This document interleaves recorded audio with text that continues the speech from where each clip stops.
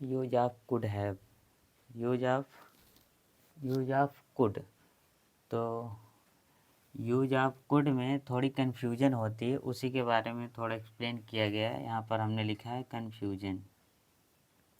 Confusion आती है, कहाँ आती है?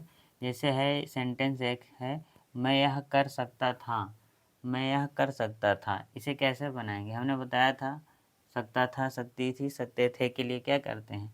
कुड प्लस V1 का वर्ब की फर्स्ट फॉर्म का यूज करते हैं। लेकिन मैं यह कर सकता था, इसमें कुड है प्लस B3, यानी दो तरीके से बनाया जा सकता है। इसमें डबल, एक कुड प्लस वर्ब की फर्स्ट फॉर्म के साथ, एक कुड हैव प्लस वर्ब की थर्ड फॉर्म। तो दो तरह से बनाया जाता है। तो कैसे पता चलेगा कि हम कैसे बनाएं? कुड प्लस वर्ब की फर्स्ट फॉर्म के साथ बनाएं या कुड हैव प्लस वर्ब की थर्ड फॉर्म के साथ बनाएं? इसे समझते हैं।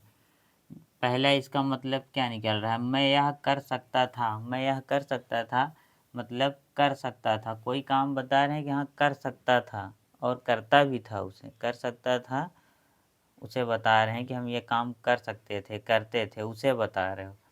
तो उसमें कुड प्लस वर्ब की फर्स्ट फॉर्म। और इसी का एक दूसरा मतलब निकल सकता है। दूसरा मतलब क्या हो सकता है? कर सकता था लेकिन किया नहीं। मतलब कोई चीज़ बता रहे हो कि मैं यह कर सकता था, कोई भी काम कह रहे हो कि मैं यह कर सकता था, ये तो है, कह रहे हो कि हाँ कर तो सकते थे लेकिन करते नहीं थे, ये कहना चाहते हो। तब हम इंग्लिश में कुड हैव प्लस वर्ब की थर्ड फॉर्म का यूज करेंगे। इससे अगर कुड हैव प्लस वर्ब की थर्ड फॉर्म का यूज करते हो सेंटेंस में, इसका मतलब ये समझा जाएगा कि आप कोई जो काम बता रहे हो वो काम कर तो सकते थे लेकिन करते नहीं थे। कर सकते थे यानी कि आपके अंदर करने की, वो काम करने की क्षमता थी, योग्यता थी, लेकिन फिर भी आप उसे नहीं करते थे।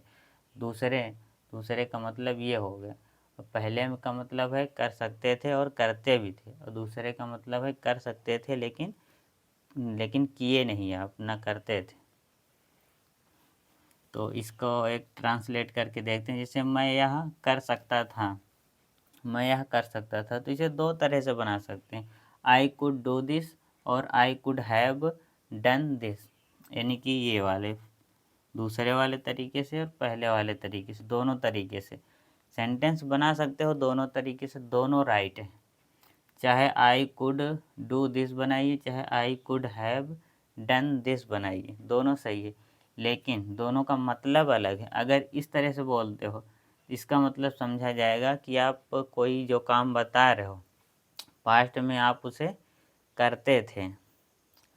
और I could have done this अगर दूसरे तरीके से बनाते हो, कुड हैव प्लस वर्ब की थर्ड फॉर्म से बनाते हो, इसका मतलब ये समझा जाएगा कि आप कर तो सकते थे पर करते नहीं थे, आपका मन नहीं था या कुछ किसी वजह से आप नहीं करते थे, ये मतलब समझा जाएगा। तो आई होप कि ये डाउट आपका क्लियर हुआ होगा। और भी कहीं कोई डाउट आता है तो आप हमें बताइए कमेंट करके, हम उसे दोबारा एक्सप्लेन करते हैं। Thank you so much.